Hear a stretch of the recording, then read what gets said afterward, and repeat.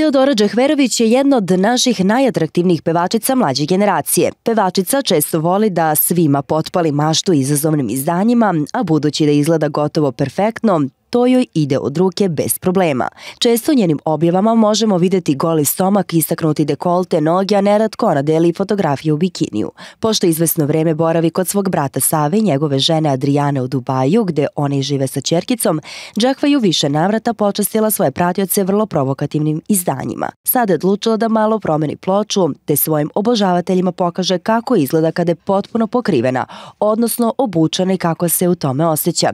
S tim u vezi pevačica za potrebe svog videa koji je okačila na svom storiju pokazala kako prvi put nosi tradicionalnu arapsku nošnju, odnosno ogrtač koji je poznat kao abaja, a nose ga žene u islamskim zemljama. Teodora je pozirala u kameru te napisala: "Moje prvo oblačenje abaje, što bi se reklo krv nije voda." Pevačica nosila crnu abaju koja je potpuno prekrivala njeno telo i kosu, kao što je običaj kod žena u arapskom svetu, te izgledala vrlo sofisticirano.